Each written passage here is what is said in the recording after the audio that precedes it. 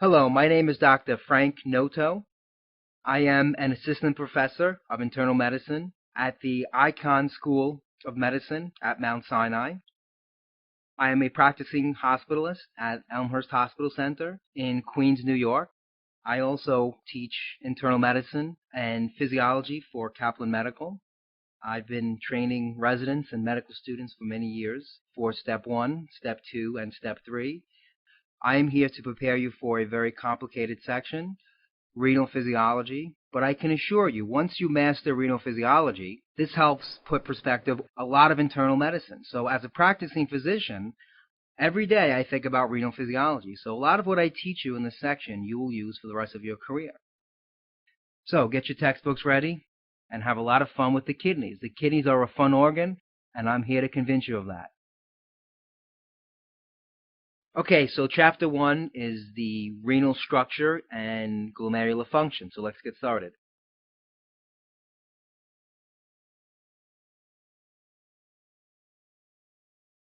So overview of the renal system. The kidneys are a very busy organ. Let's take a look at the functions of the kidneys. The kidneys excrete waste products such as urea, uric acid, and creatinine. The kidneys are responsible for water and electrolyte balance, and this is a very important function that we are going to continue to refer to. The kidneys are responsible for acid-base balance. The kidneys secrete the hormone erythropoietin and the enzyme renin into circulation. The kidneys are also responsible for hydroxylating 25-hydroxyvitamin D to form the active form of vitamin D, which is 1,25-dihydroxyvitamin D. And these are the functions of the kidneys. So the nephron is the functioning unit of the kidneys. And let's take a look at the structure of the nephron. So the kidneys are broken up into the cortex and the medulla. The medulla, you have the outer medulla and the inner medulla. Now in the cortex, you have the glomeruli. The glomeruli are surrounded by Bowman's capsule. After Bowman's capsule, the nephron becomes the proximal convoluted tubules. After the proximal convoluted tubules, the nephron becomes the descending loop of Henle, and the descending loop of Henle goes deep into the inner medulla. Then it loops around and becomes the ascending loop of Henle, then goes back into the cortex, and it becomes the distal convoluted tubules. Then after the distal convoluted tubules, the nephron becomes the collecting ducts. Now the collecting ducts are what I like to call, we fine-tune the urine. There are several hormones that act in the collecting ducts, and we'll come back to this a little bit later to talk about the very important function of the collecting ducts. After the collecting ducts, you drain into the renal pelvis. From the renal pelvis, the urine drains into the ureters, and then eventually into the bladder, into the urethra. Now, if you look at the blood supply, you have blood entering the kidneys through the renal arteries. The renal arteries will break down into the afferent arterioles. Then the afferent arterioles will become the glomerular capillaries. And here are the glomerular capillaries. And the glomerular capillaries are surrounded by Bowman's capsule, and this is where filtration occurs. After the glomeruli, you have the efferent arterioles. After the efferent arterioles, you have the peritubular capillaries. And the peritubular capillaries wrap around the rest of the nephron. So imagine the peritubular capillaries as surrounding the rest of the nephron over here. And they go all the way around deep into the medulla. Now, the peritubular capillaries we call the vasa recta. Blood flow through the vasa recta is very, very slow. And that's an important concept that we'll get back to later on in this section. But because there is slow blood flow through the vasa recta, that makes the kidneys very vulnerable to necrosis. So in situations where the kidneys have low blood flow, you get acute tubular necrosis. because of the low blood flow through the vasa recta. And we will come back to this later on in this section. And this summarizes the structure of the nephron. Okay, so now we're going to talk about the four basic processes of the nephron. So we're going to talk about the function. We looked at the structure. Now we're going to discuss the function of the nephron. So the function of the nephron is four basic processes. You have filtration. Filtration occurs at Bowman's capsule. Reabsorption occurs throughout the rest of the nephron. Then you have secretion, and then you have excretion. These are the four basic processes of the nephron. Now let's spend a little time looking at each process in a little more detail. The first process is filtration.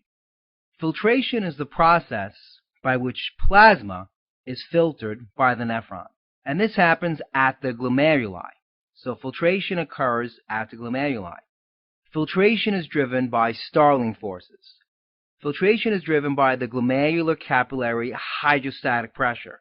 It is the hydrostatic pressure that drives filtration. If you increase the hydrostatic pressure, you increase filtration. And that basically pushes plasma out of the glomerular capillaries and into Bowman's capsule. And that's filtration. Now, the filtration rate, otherwise known as a filtered load, it's the same concept, quite simply is the amount of a substance that is filtered at the glomeruli at a given time unit. So therefore the units are milligrams per minute. Renal physiology is all about units. One basic concept you must understand in renal physiology is know your units. We're going to see a lot of calculations as we go through this section. If you remember your units, you will not make a mistake with your calculations. Always go back to your units to understand the basic definitions of the terminology we are talking about. So once again, filtration rate or filter load basically means how much, what amount, or how many milligrams of a substance, let's say creatinine for example, that's a substance. How many milligrams of creatinine am I filtering at the glomeruli in a given minute? Therefore, my units for filtration rate or filter load are milligrams per minute. And that is the definition of filtration rate or filter load. What amount, how many milligrams of a substance am I filtering in a minute? Milligrams per minute. Always think of your units and make sure you understand these concepts. Reabsorption is a process by which solutes and water are removed from the ultrafiltrate that was formed in Bowman's space and transported back into the plasma. This is a process by which solutes are taken out of the ultrafiltrate in the tubule and placed into the plasma in the peritubular capillaries. Reabsorption occurs at a certain rate.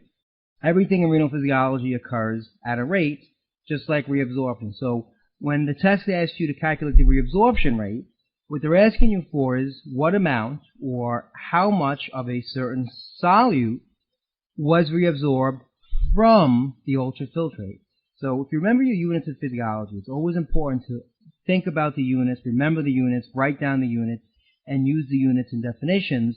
Units of reabsorption rate are milligrams per minute. What it really means is how many milligrams of a certain solute is reabsorbed from the tubules in a certain time period in a minute. And that is reabsorption rate. Secretion. Secretion is a process when a substance is taken from the peritubular capillaries and moved into the lumen of the renal tubules. This also happens at a rate. Everything happens at a rate. So if the exam asks you for the secretion rate, they're asking you how fast is a substance secreted. So therefore, once again, the units for secretion rate will be in milligrams per minute. That's what secretion rate means. How many milligrams, what amount of a substance is being secreted in a minute. Therefore, your units here are milligrams per minute. That's secretion rate. excretion. Now, this is a very important concept to understand. What does excretion mean? Excretion means that a substance is in the urine. If a substance is in the urine, that substance is excreted. How does a substance make it in the urine? Well, I want to take a minute here to make sure you understand the difference between excretion and secretion with an S. If a substance is excreted, that means it has some concentration in the urine. That means it makes it in the urine. How does a substance make it in the urine? How does a substance get excreted? Well, this substance could be filtered and not completely reabsorbed. If a substance is filtered and not completely reabsorbed, it will be excreted. Or the substance could be filtered and then secreted. Then it would be excreted in a larger amount. So, substances that are excreted in larger amounts, those are substances that are filtered and secreted. Now, a substance can be excreted without being secreted. So be very careful here. There are certain substances that can be excreted without being secreted. I want you to think about one, because there's one common one that you will be questioned on step 1, and we'll talk about it later. By the time we get to it, you should know what I'm talking about. Excretion rate. What is excretion rate? Excretion rate is the amount of a substance that is excreted in the urine in a minute. It's a rate. How fast is this happening? How many milligrams of substance X is being excreted in the urine in a minute? Milligrams per minute. That's the definition of excretion rate. So this slide very nicely summarizes all of the renal processes.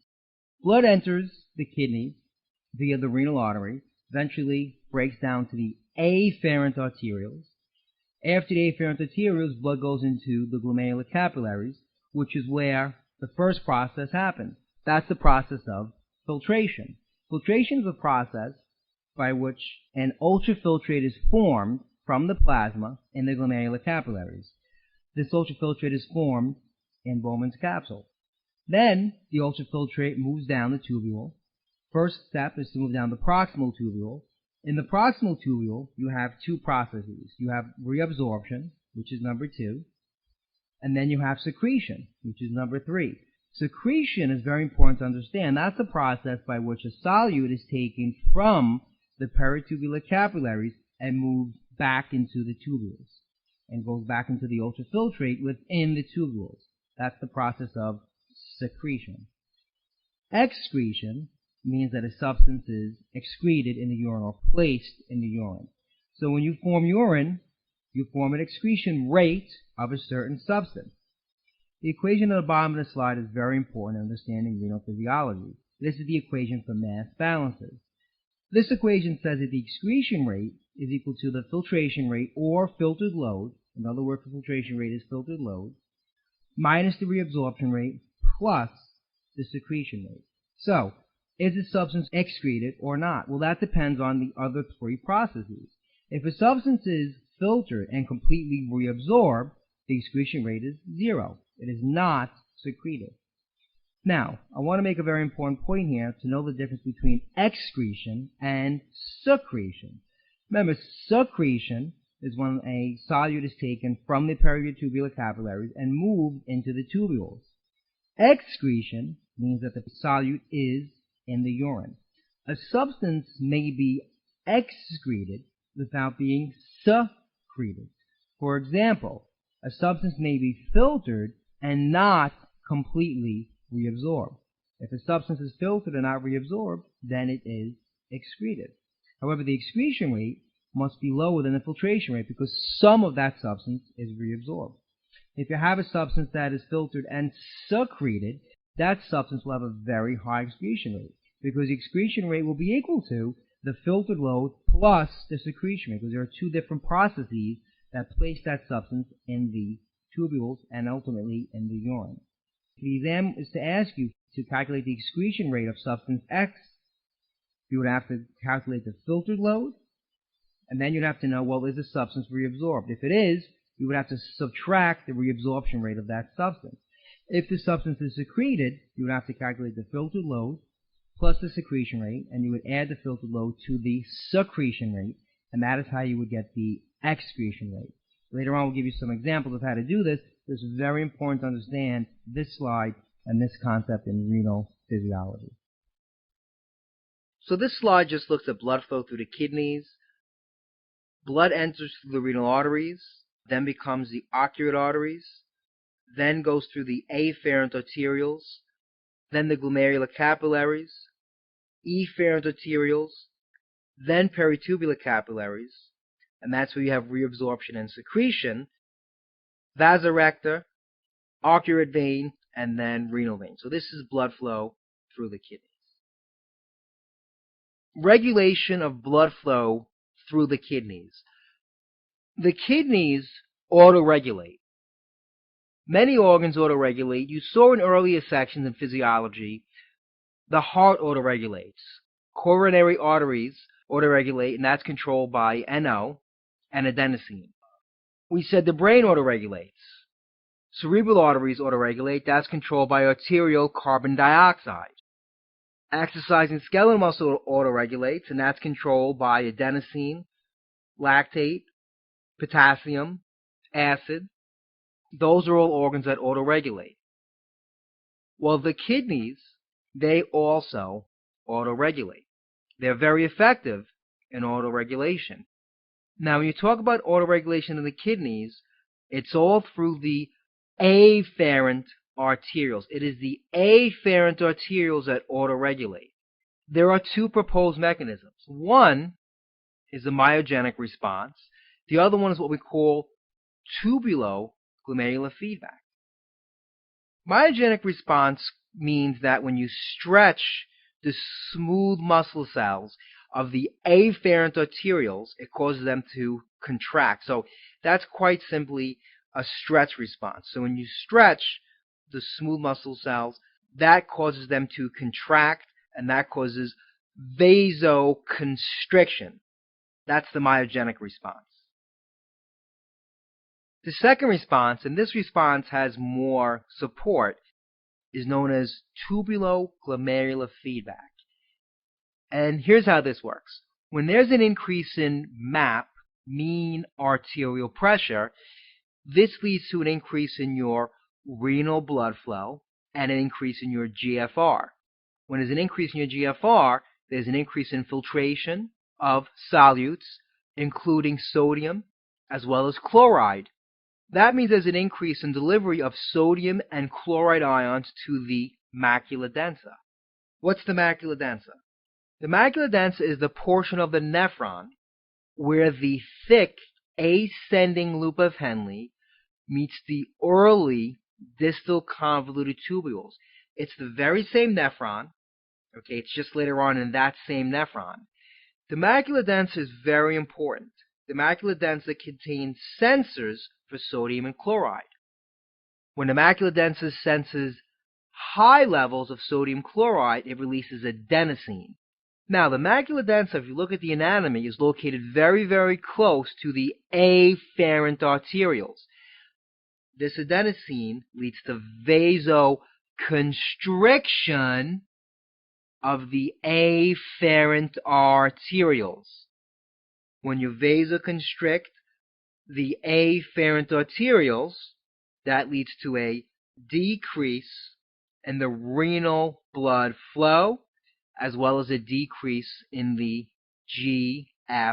I want to make a very important point here. You learned that in the heart, adenosine vasodilates the coronary arterioles, and that is true.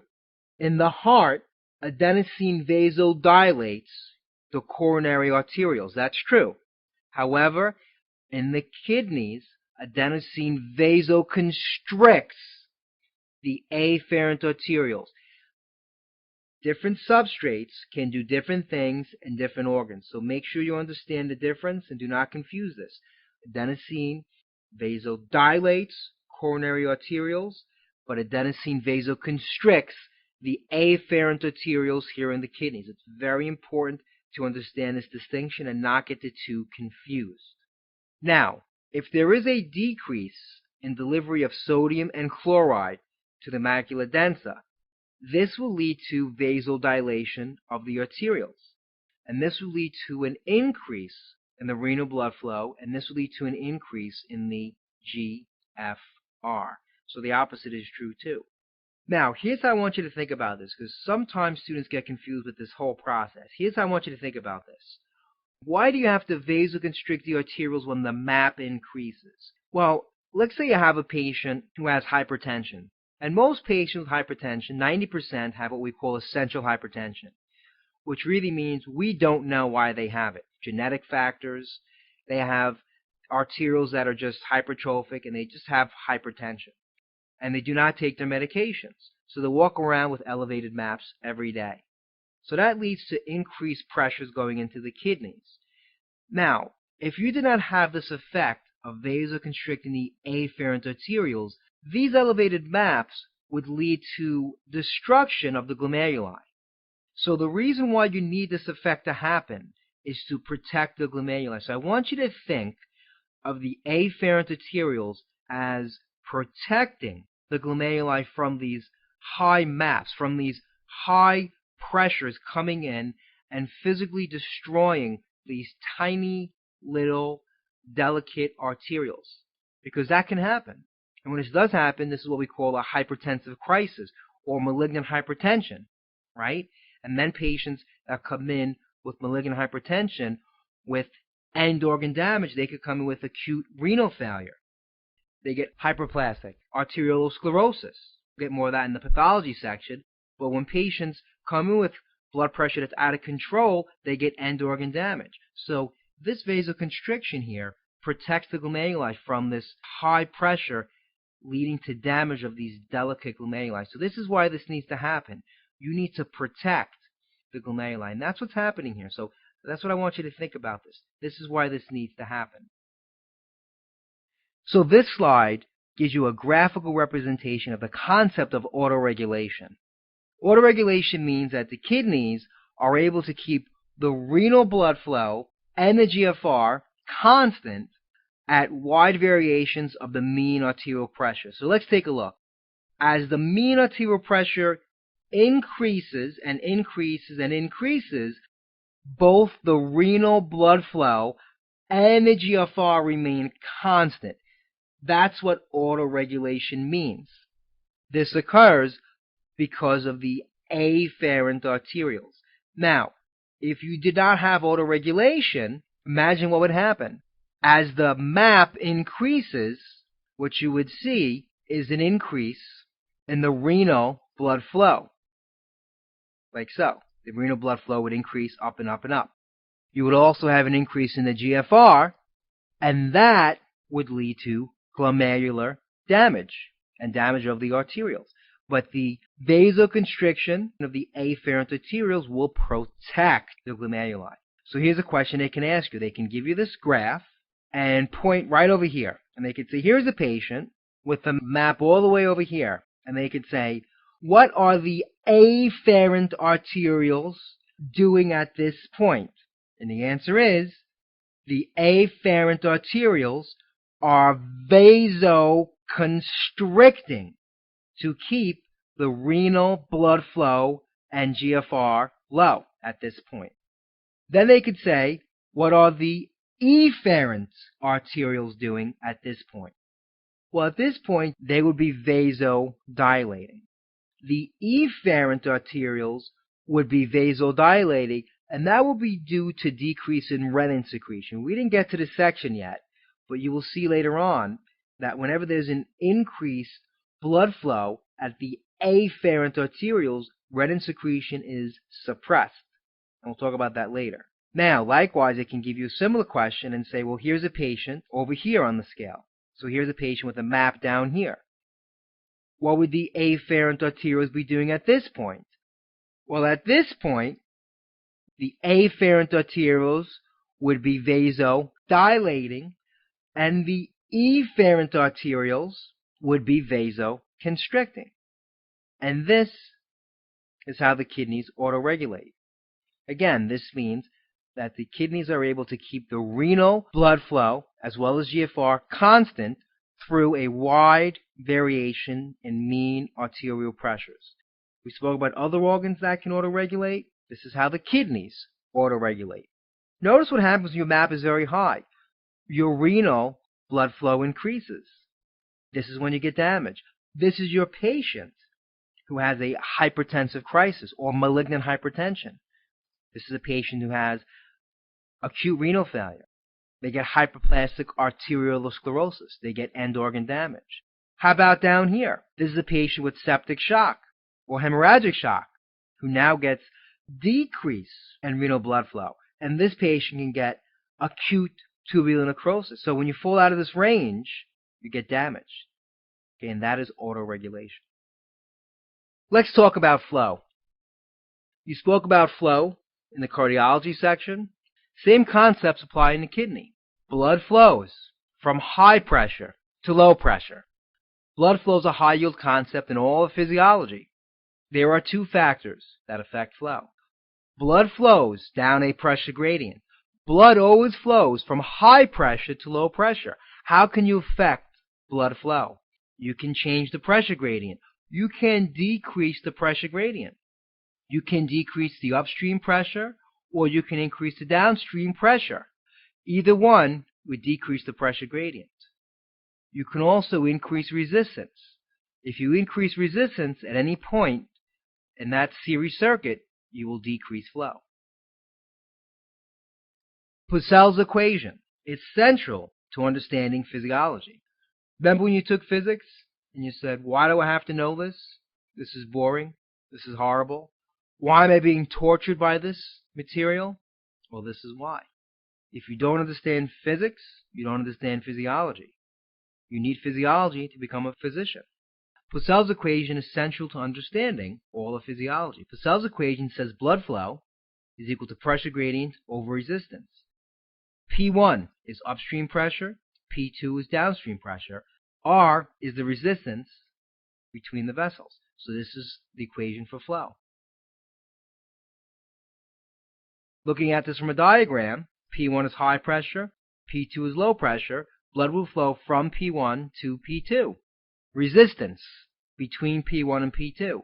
If you increase resistance, you decrease flow. It's very important. Resistance is inversely proportional to flow. So anytime you increase resistance in a series circuit, you decrease flow. We are now going to apply this concept to the kidneys. The kidneys are unique because the kidneys, you have two resistors. The kidneys, you have two resistors in a series circuit. You have the afferent arterioles, and then you have the efferent arterioles. If you increase resistance at either point, if you vasoconstrict either the afferent arterioles or the efferent arterioles, you are increasing resistance in a series circuit. Therefore, you will decrease the renal plasma flow. So, when you vasoconstrict either the afferent or the efferent arterioles, you will decrease the renal plasma flow across that series circuit. That's very important to understand. You decrease the renal plasma flow. That's one thing you have to look at. The other thing that's important to look at is the pressure. Whenever you vasoconstrict an arteriole, look at the pressure upstream or before that point of resistance. Whenever you vasoconstrict, pressure builds up or increases upstream or before that resistor. Likewise, pressure decreases downstream or after that resistor. Common analogy I like to give is a hose. You take a hose and you put a kink or bend in that hose. Well, that kink or bend is a point of resistance. Upstream or before that kink, you're going to see the hose expanding. That expansion is the pressure building up before that resistance. That's why you see the holes expanding. After that resistance, pressure will decrease. So that's a very important analogy to think about. Likewise, if you take an arteriole and vasodilate, you decrease resistance of the arteriole, flow across the circuit increases, the pressure upstream from that point decreases and rises downstream. So let's take this concept and apply it to the kidneys. R1 in this slide is the afferent arterioles, R2 is the efferent arterioles, and the pressure in between these two resistors is the glomerular capillary hydrostatic pressures. Now, if you take the afferent arterioles and you vasodilate the afferent arterioles, you, one, increase the renal plasma flow because you're decreasing resistance. That's one. You, two, you increase pressures after or downstream from that resistor. Therefore, you increase the glomerular capillary hydrostatic pressures. And if you increase the glomerular capillary hydrostatic pressures, you increase filtration. Therefore, you increase the GFR. And this is how the kidneys can increase GFR. One way they can increase GFR is by vasodilating the afferent arterioles, because that will increase the glomerular capillary hydrostatic pressures. What you also can do is you can vasoconstrict the efferent arterioles. That is increasing resistance at R2. If you increase resistance at R2, you will increase the upstream pressures, which is the glomerular capillary hydrostatic pressures. That will increase filtration. That will increase GFR. So if you vasoconstrict the efferent arterioles, that will increase glomerular capillary hydrostatic pressures. That will increase GFR. Now, if you vasoconstrict the efferent arterioles, you are decreasing renal plasma flow because you are increasing resistance in a series circuit. Now, if you take the efferent arterioles and vasodilate them, you are decreasing the glomerular capillary hydrostatic pressures.